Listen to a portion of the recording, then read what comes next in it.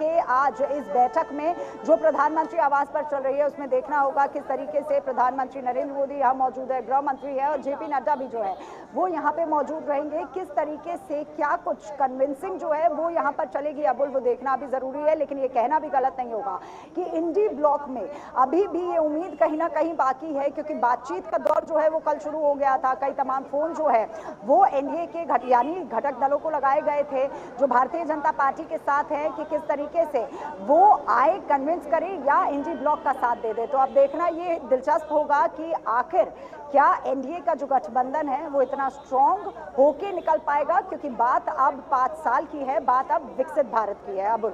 जी महिमा, आपने अगर हम देखें काफ़ी लंबे समय से भारतीय जनता पार्टी को, बीजेपी गवर्नमेंट को, एनडीए सरकार को कवर किया। अब अगर सरकार बन भी जाती है 292, तो जाहिर सी बात है 20 सीटें ज़्यादा हैं, जो जादुई आंकड़ा है 272 से भारतीय एनडीए के पास। सरकार मान लीजिए बन भी जाती है, अगर पिछले 10 साल का देखें आप, आकलन करें, जिस तरह से सरकार चली, जिस तरह से सरकार चलाई प्रधानमंत्री ने, क्या आने वाली जो सरकार अगर बन भी जाती है एनडीए की, जिसमें नीतीश कुमार भी होंगे, चंद्रबाबू नायडू भी होंगे, तो क्या फर्क आप देखेंगी और क्या फर्क नजर आएगा उस सरकार में और पिछली 2 सरकारों में?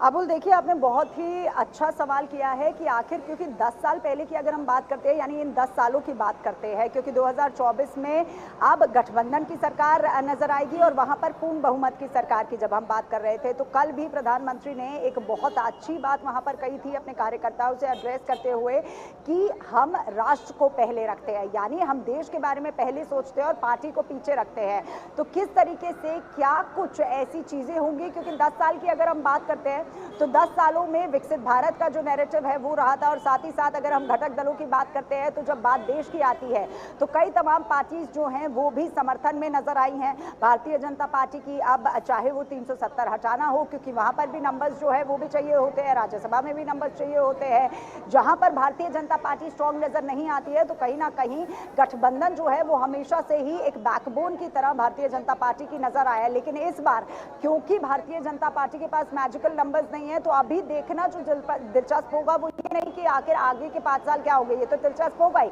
लेकिन क्या भारतीय जनता पार्टी कुछ ऐसा गठजोड़ भी करेगी कि वो मैजिकल नंबर्स तक पहुंच जाए। सबसे बड़ा सवाल ये होता है क्या जो अदर्स हैं उनमें से भी कोई भारतीय जनता पार्टी में आकर शामिल होगा, क्योंकि कुछ नंबर्स जो हैं वो अदर्स के पास भी गए हैं। तो अब देखना दिलचस्प होगा कि क्या मैजिकल नंबर्स खुद भारतीय जनता पार्टी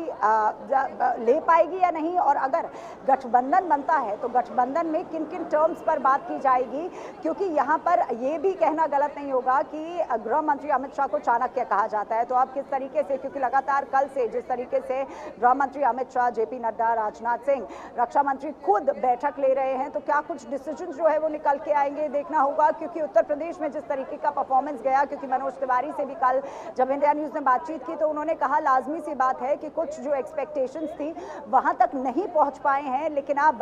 जब एक्सपेक्टेशंस तक नहीं पहुंच पाए, क्योंकि प्रधानमंत्री को हम सभी ने सुना था, प्रधानमंत्री ने कहा था कि अगर बच्चा 99 लाता है, मार्क्स लाता है, तो आप उसे 100% लाने के लिए कहते हैं। तो इस बार का अगर परफॉर्मेंस अच्छा नहीं हुआ तो मंत्रिपरिषद में भी ये बात कही गई थी कि उतार चढ़ाव होते हैं, लेकिन हमें 3rd लार्जेस्ट इकोनॉमी बनने पर फोकस करना है। तो विकसित भारत का जो स्वप्न है उसमें कितना गठबंधन साथ दे पाता है, किस तरीके से आगे के 5 साल सरकार चल पाएगी, इसका जो निर्णय है वो अब प्रधानमंत्री आवास के अंदर लिया जा रहा है, क्योंकि एनडीए की जो बैठक है वो अभी प्रधानमंत्री आवास के अंदर चल रही है। तो क्या कुछ यहाँ पर बार्गेनिंग की जाएगी, क्या मंत्रिमंडल में कौन कोई रहेगा, या स्टेट की जो पॉलिटिक्स है वो कहीं भारी तो नहीं पड़ जाएगी सेंटर की पॉलिटिक्स पर, यह भी देखना दिलचस्प होगा। क्योंकि आपने जिस तरीके से कहा कि ट्रैक रिकॉर्ड अगर हम उठा के देखते हैं 10 साल का, तो 10 साल में पूर्ण बहुमत की सरकार थी। अब जब गठबंधन की सरकार बनती है तो किस तरीके